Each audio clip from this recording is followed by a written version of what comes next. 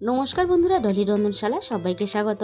আর আজকে তোমাদের সামনে আবারও হাজির হয়ে গেছি নিরামিষ অনুষ্ঠান বাড়ির মতো ফুলকপির দারুণ একটা নিরামিষ রেসিপি নিয়ে। আর এই রেসিপিটা বানানো খুবই সোজা। আর এটা দিয়ে গরম গরম লুচি, পরোটা বা গরম গরম ভাত সব কিছুই কিন্তু খেতে দারুণ লাগে। ফুলকপির হয়তো তোমরা অনেক রকমের নিরামিষ রেসিপি বানিয়ে খেয়েছো, তবে একবার হলেও তোমরা নিরামিষ এই ফুলকপির রেসিপিটা বাড়িতে বানিয়ে দেখতে পারো। খেতে এতটাই ভালো লাগে, তোমরা যদি একবার বানাও তাহলে কিন্তু তোমাদের এইভাবে বারবার বানাতে ইচ্ছে করবে। আর এই রেসিপিটা বানানোর জন্য আমি দুটো ফুলকপি নিয়েছি। দুটো ফুলকপি আমি কেটে নিয়েছি। আর ফুলকপির ফুলগুলোকে আমি গোটাই রেখেছি। আর ফুলকপির ডাঁটিগুলো আমি অল্প করে কেটে বাদ দিয়ে বাকি ডাঁটিটা কিন্তু আমি রেখে দিয়েছি। আর যাতে খুব তাড়াতাড়ি ডাঁটিগুলো সিদ্ধ হয়ে যায় তার জন্য আমি মাঝখান থেকে এইভাবে অল্প অল্প করে চিড়ে দিলাম, যাতে ডাঁটিগুলো খুব ভালোভাবে সিদ্ধ হয়ে যায়। সবগুলো ফুলকপির ডাঁটি কিন্তু আমি ঠিক একইভাবে চিড়ে নিয়েছি। এবার আমি ফুলকপিগুলো খুব ভালোভাবে ধুয়ে নেব। তাহলে চলো রান্নাটা আমি কিভাবে করেছি সেটা দেখে নেওয়া যাক। প্রথমে আমি কড়াইয়ের মধ্যে পরিমাণ মতো সাদা তেল দিয়ে দিলাম। আর এই রান্নাটা কিন্তু সাদা তেলেই করতে হবে, তাহলে রান্নার কালারটা বজায় থাকবে। এবার আমি তেলটাকে প্রথমে খুব ভালোভাবে গরম করে নেব। তেলটা খুব ভালোভাবে গরম করে নিয়ে এবার আমি কেটে রাখা ফুলকপিগুলো ভাজার জন্য তেলের মধ্যে দিয়ে দিলাম। আর ফুলকপিগুলো ভাজার জন্য আমি একটু বেশি পরিমাণ তেল দিয়েছি। এই রান্নার জন্য ফুলকপি একটু বেশি পরিমাণ তেল দিয়ে ভেজে নিলে তাহলে রান্নাটা খেতে বেশি ভালো লাগবে। আমি এবার ফুলকপির মধ্যে স্বাদ মতো লবণ দিয়ে দিলাম। এবার আমি ফুলকপিগুলো লবণ দিয়ে খুব ভালোভাবে নাড়াচাড়া করে বেশ লালচে করে ভেজে নেব। আর এই রান্নাতে আমি যেহেতু কোনো রকম হলুদের গুঁড়ো ব্যবহার করব না, তাই কিন্তু আমি ফুলকপিগুলো ভাজার সময় হলুদের গুঁড়ো দিলাম না। ফুলকপিগুলো আমি মিনিট দুয়েকের মতো নাড়াচাড়া করে নিলাম।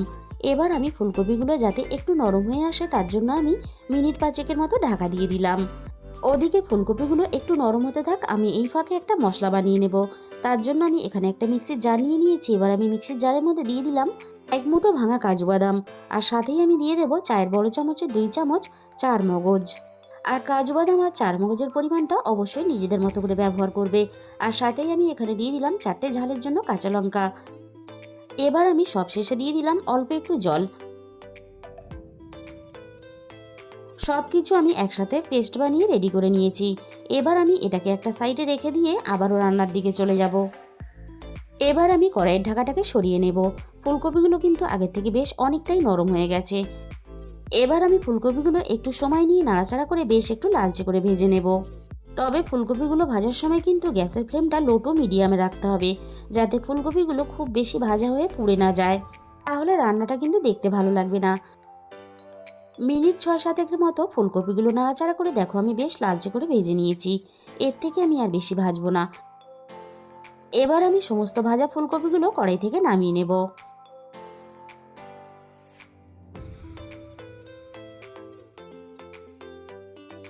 ওই একই তেলের মধ্যে আমি 2 চামচ সাদা তেল যোগ করে দিয়েছিলাম।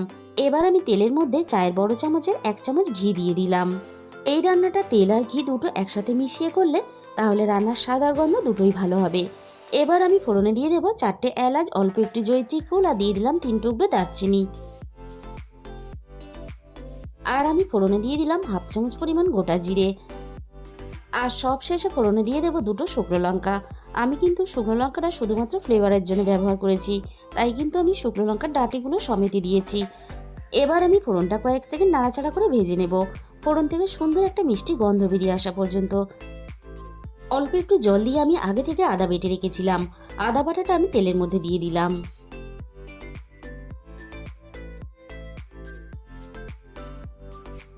এবার আমি তেলের মধ্যে আদাটা একটু নাড়াচাড়া করে ভেজে নেব, আদার কাঁচা গন্ধটা চলে যাওয়া পর্যন্ত।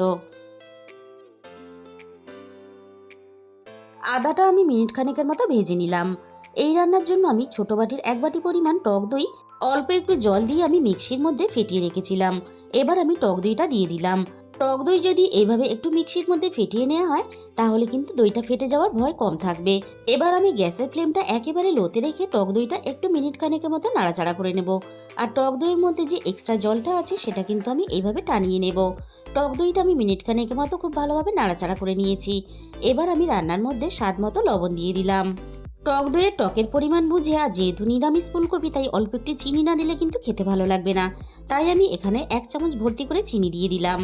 রান্নাটা যাতে দেখতে ভালো লাগে তার জন্য আমি এখানে 1 চামচের একটু কম দিয়ে দিলাম কাশ্মীরি লঙ্কার গুঁড়ো। এবার আমি সবকিছু একসাথে মিনিট 5 মতো খুব ভালোভাবে কষিয়ে নেব। মিনিট 5 মতো আমি সবকিছু একসাথে খুব ভালোভাবে কষিয়ে নিয়েছি। চারমগজ, কাজু বাদাম আর কাঁচা লঙ্কা দিয়ে যে মশলাটা আমি রেডি করেছিলাম আমি বাটির মধ্যে ঢেলে নিয়েছিলাম। এবার আমি রান্নার মধ্যে দিয়ে দিলাম। সাথে আমি মশলার বাটি ধুয়ে একটু জল দিয়ে দিলাম। আমি আবারও সবকিছু একসাথে মিনিট 3-4 মতো খুব ভালোভাবে কষিয়ে নেব। আর এইভাবে মশলা যত ভালোভাবে কষাবে রান্নার স্বাদও কিন্তু তত বেশি ভালো হবে। আর তার সাথে সাথে রান্নার কালারও খুব ভালো আসবে। মশলাটা দেখো আমি বেশ ভালোভাবে কষিয়ে নিয়েছি। মশলাটা বেশ গাঢ় হয়ে গেছে। এবার আমি ভেজে রাখা ফুলকপিটা দিয়ে দেব।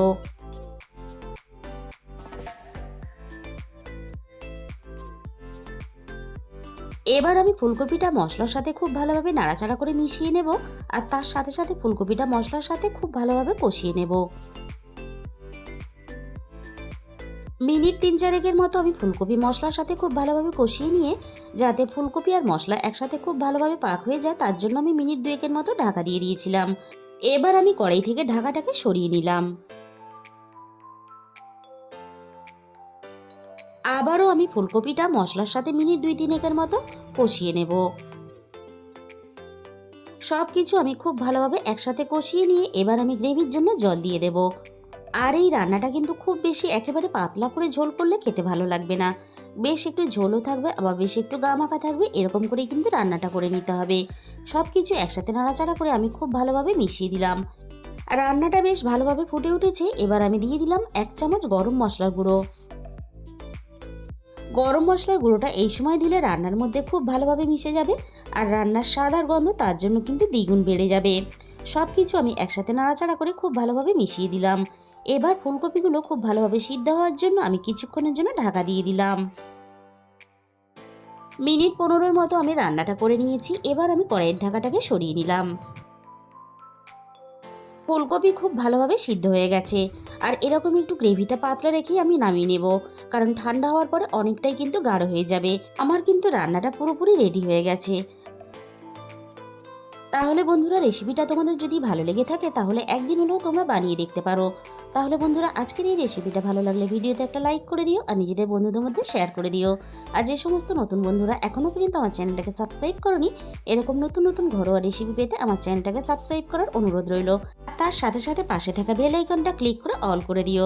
তাহলে আমি যখনই কোনো নতুন রেসিপি আপলোড করব সবার আগে তোমার কাছে পৌঁছে যাবে। আর তোমাদের মূল্যবান সময় দিয়ে আমার এই রেসিপিটা এতক্ষণ সময় ধরে দেখার জন্য তোমাদের সবাইকে অসংখ্য ধন্যবাদ। আজকে তাহলে এই পর্যন্ত।